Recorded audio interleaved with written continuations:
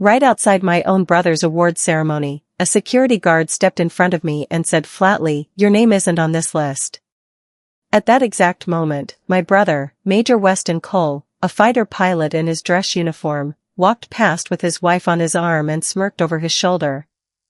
"My sister's basically a glorified IT tech," he told her. "She should have married a real officer instead of hiding in a basement at the Pentagon." My parents stood 3 feet away. They looked at the ground, pretending they didn't know me, terrified of the scene I might cause. For 15 years, this family called me a coward who hid behind a screen. What none of them knew was that my desk job had quietly saved my brother's life 4 days earlier. And what none of them knew, standing at that gate, was that I was about to walk into that auditorium and take the ground out from under all of them. My name is Marin Cole, and this is what happened the day my family finally learned who I actually was. Weston's polished dress shoes clicked against the sun-baked pavement without so much as a pause.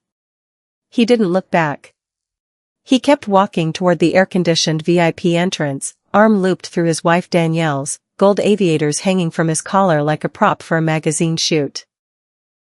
To him, and to every hotshot on that flight line, anyone who didn't pull a trigger was just dead weight in a chair, a pog. Leaving his own sister stranded at a checkpoint wasn't an accident. It was a punchline, delivered for an audience of one.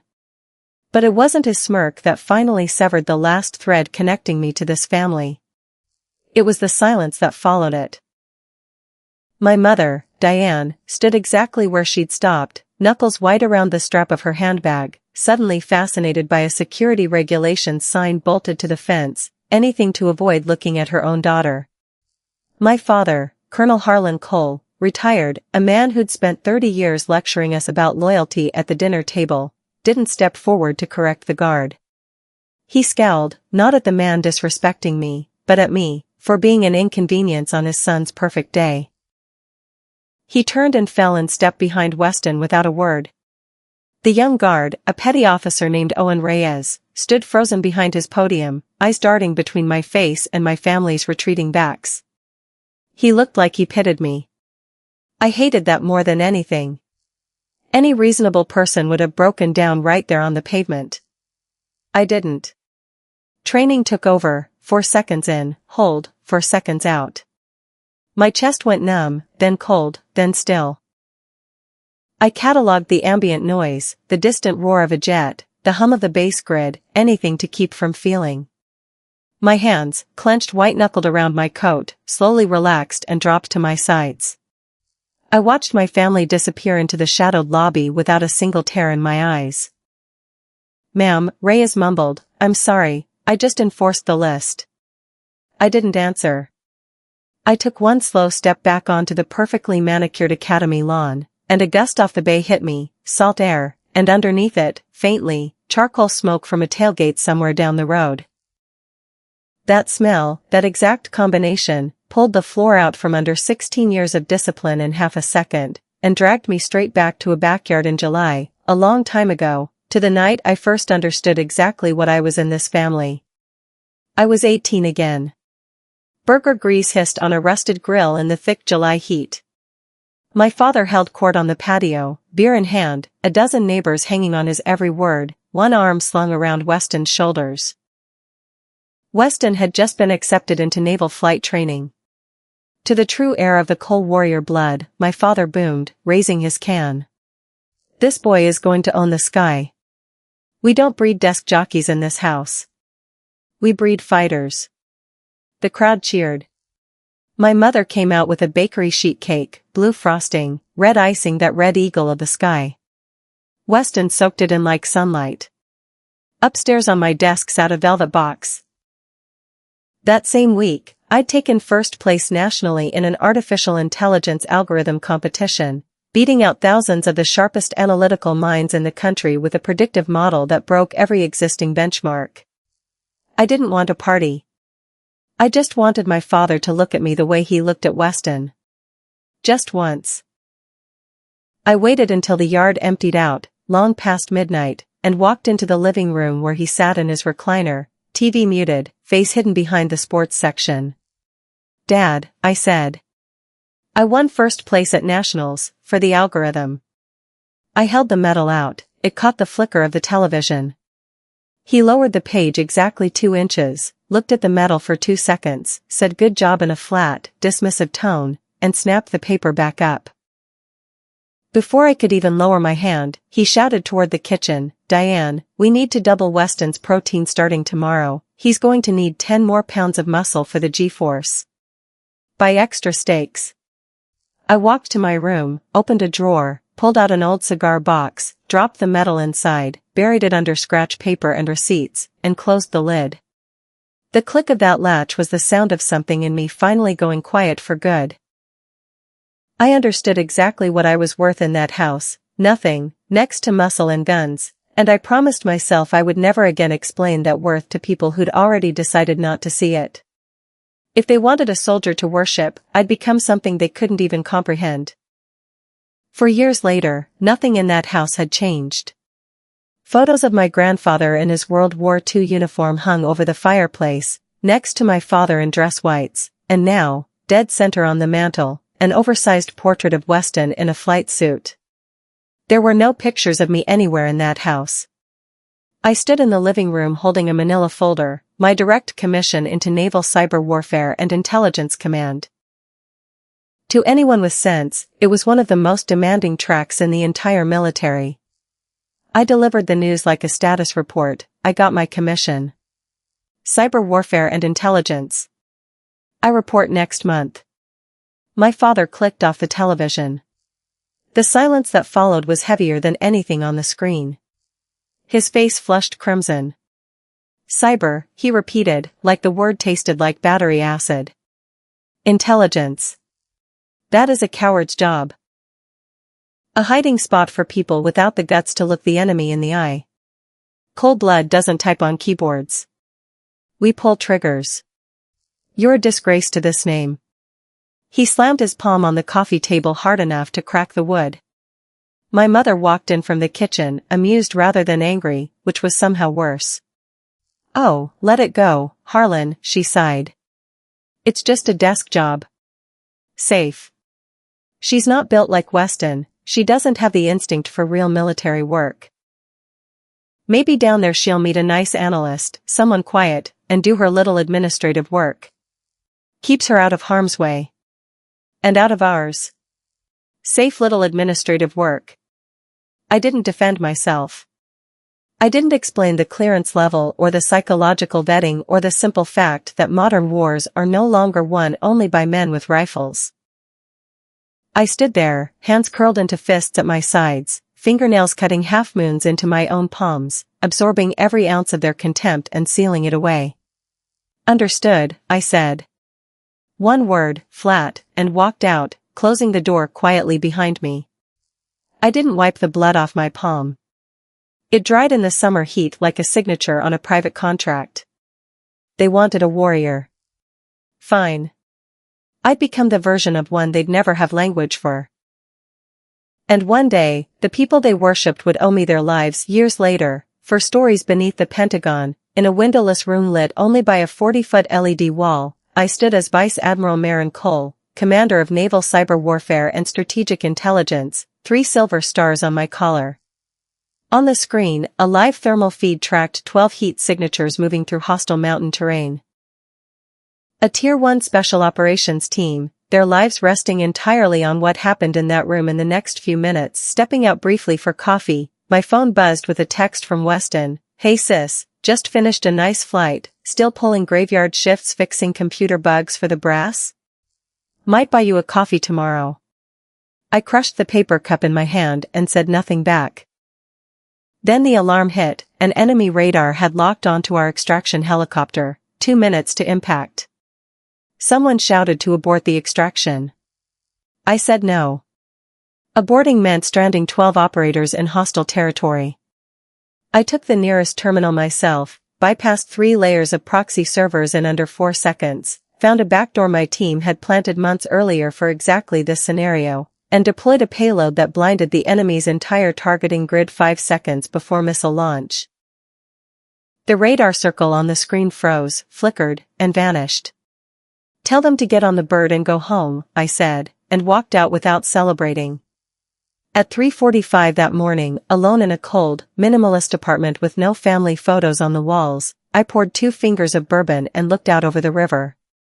I was 36, holding a rank most officers never reach, having just pulled 12 men out of a strike that would have killed them. The next morning, the president would read a classified briefing about what I'd done. And in the eyes of my own blood, I was still a coward hiding behind a keyboard. The silence in that apartment was the actual cost of everything I'd built. 2 days later, I was summoned to Admiral Arthur Vance's office, commander of the Pacific Fleet, a legend with shrapnel scars and a mind like a supercomputer. He didn't ask for a salute. He poured me black coffee himself and used my first name. Something that doesn't happen unless you bled for someone in this line of work. Delta team landed 6 hours ago, he said. Not a scratch. The press will spin some story about a mechanical failure on the enemy's radar. But the president knows. The Joint Chiefs know. You pulled those boys out of the fire, kid. Then he told me Operation Blackwater was getting partially declassified, and that he intended to pin the Distinguished Service Medal on my chest personally. I should have felt pride. Instead of familiar, sick weight settled in my stomach. It won't matter, Admiral, I told him. To my family, even with the medal, I'll still be a glorified IT tech who fixed a server. They worship shooters. The rest of us are background noise. Vance laughed, a real, booming laugh, not out of cruelty but disbelief at how small-minded that was. Then his expression sharpened into something else entirely. Your brother's getting his wings pinned on next month, isn't he? Major Weston Cole, fighter jock. He smiled the smile of a man who'd just found a hole in a fence. Would be a real shame if someone hijacked his spotlight. Say, with a surprise presentation of a Distinguished Service Medal, on his own stage, in front of his own crowd. I didn't say no. The idea took root right there on the carpet of a 4-star's office, not out of cruelty, but because I finally understood what it would take to make this family see me at all. To understand why I was ready to burn that bridge completely, you need to know what happened at a backyard barbecue the July before. The heat that 4th of July was suffocating, cheap beer, sulfur from illegal fireworks, patriotic bunting sagging off the gutters. Weston held court in a lawn chair, flushed and loud, bragging about a dogfight exercise I knew for a fact hadn't happened. His whole squadron had been grounded for maintenance that week. My father nodded along like it was scripture. My mother pulled me into the kitchen by the arm, nails digging in. I booked a table at the club Friday, she said. You're having dinner with a pediatric surgeon. He's looking to settle down. I told her I was deploying to a secure facility that same day. She scoffed. Deploying, you sit in a basement fixing computers. Drop the act. You're drying up. A woman's real value is the man she stands behind. You could quit that silly desk job and finally give your father and me something to be proud of. A silly desk job. A woman's real value. Before I could respond, Weston stumbled and drunk, threw an arm around my neck, and dragged me back out onto the patio in front of everyone. Look who came out of the air conditioning, he announced to the crowd. Seriously, sis, when are you transferring to a real unit? Telling the guys my sister's a keyboard pusher is embarrassing. You're dragging down the family name. My father laughed, low and amused, encouraging it. I didn't shove him off. I forced a flat smile and said, I like my job, Weston. But something inside me locked shut permanently in that moment. Every shred of loyalty I still had for them died on that patio. They were no longer my family. They were civilians. And that's exactly why, standing at that security gate all these years later, watching them walk away from me without a backward glance, I felt absolutely nothing at all. Back at the gate, Officer Reyes was still stammering an apology, insisting I needed to move out of the VIP lane. My hand stayed in my coat pocket, fingers resting on 3 cold silver stars I hadn't shown him yet. Then a black armored SUV tore around the corner, tires screaming against the asphalt, government plates glinting in the sun. The rear door opened, and Admiral Arthur Vance stepped out in full dress whites, 4 gold stars on his shoulders. "There you are, Vice Admiral Cole," Vance's voice boomed across the pavement, needing no microphone at all. Reyes went white, snapped a salute so violent I thought he'd dislocate his shoulder, and scrambled to override the security gate. 20 yards down the walk, my family froze mid-stride. Weston's sunglasses slid down his nose. My father's shoulders sagged, the color drained from his face. My mother's designer handbag slipped straight out of her hand and hit the concrete. She didn't even move to pick it up. Vance leaned in and asked quietly if he should walk over and teach that family a lesson in protocol. I told him no. "Let them drown in it," I said, and walked past my family without a single word, no explanation, no insult, nothing. I denied them the dignity of even an argument. As the auditorium door slid shut behind me, I heard my father's voice behind me, stripped of all its usual weight. "Vice Admiral?" In the VIP holding room, I let the plain trench coat fall to the floor, revealing the choker white dress uniform underneath, and pinned on the 3 silver stars one at a time, each one a small, private accounting of every insult, every dismissal, every year spent invisible. The auditorium was packed. The moment I stepped past the velvet rope into the VIP section, generals and admirals rose to their feet around me. 10 rows back, in ordinary civilian seating, my family sat boxed in by strangers, my father gripping his armrest, silently counting the stars on my shoulder, 1, 2, 3, as if they might turn back into plastic. The ceremony began. Weston walked up to accept a minor commendation for a routine training deployment, thanked my father, Colonel Harlan Cole, who taught me the cold blood belongs on the front lines, and got polite, scattered applause. I watched him from 20 feet away with nothing but quiet pity. Then, as he turned to leave the stage, Admiral Vance stepped out of the wings. A 4-star does not crash a routine ceremony for a minor award.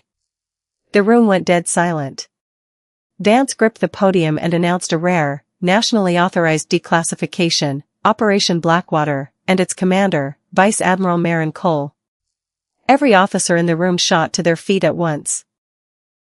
I walked up, accepted the salute, and received the Distinguished Service Medal in front of hundreds of people, while 10 rows back, my family stared at a stranger wearing 3 silver stars.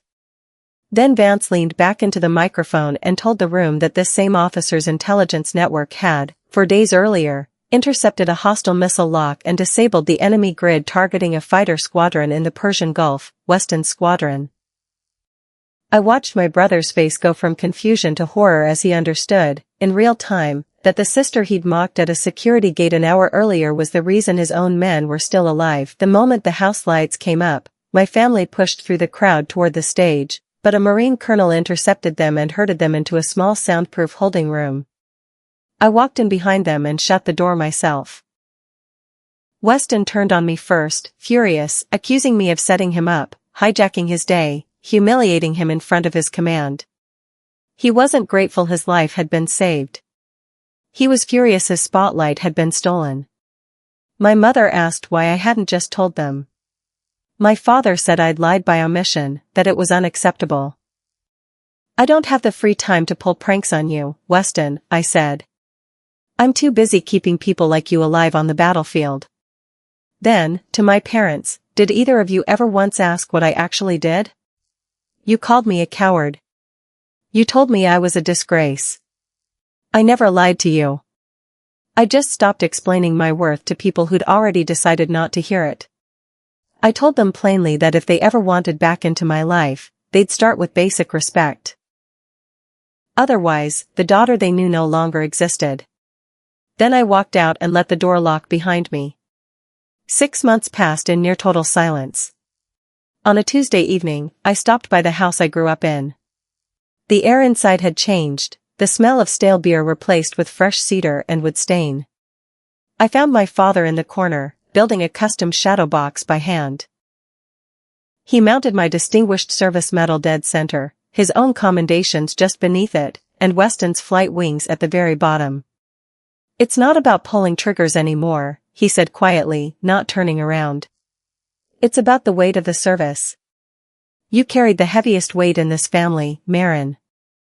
36 years too late, but said out loud all the same. I didn't thank him. I turned and walked back out to the porch. Weston was sitting on the steps, no uniform, no swagger, turning his broken sunglasses over in his hands. I was jealous, he admitted, voice raw. I always knew you were smarter. I used the loud mouth to cover it up.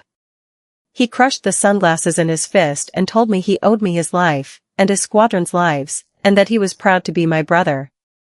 I didn't hug him. I didn't pretend 2 decades of cruelty had evaporated in one apology. Thank you, Weston, I said, calm and steady. Forgiveness isn't the same thing as access. I accepted the apology. I never handed them the keys back. I walked to the porch railing and looked up at a clear, cold sky, and pressed my hand flat against my own chest, feeling my own heartbeat, steady, mine, answering to no one. I didn't need Harlan's shadow box or Weston's broken pride to know exactly what I was worth. My family had finally surrendered, and I realized I hadn't even needed the victory to be whole. If you've ever been the invisible one in your own family, underestimated by the very people who were supposed to see you first, remember this: real strength isn't about tearing anyone down. It's about building a boundary so steady that no one can ever make you doubt your own worth again.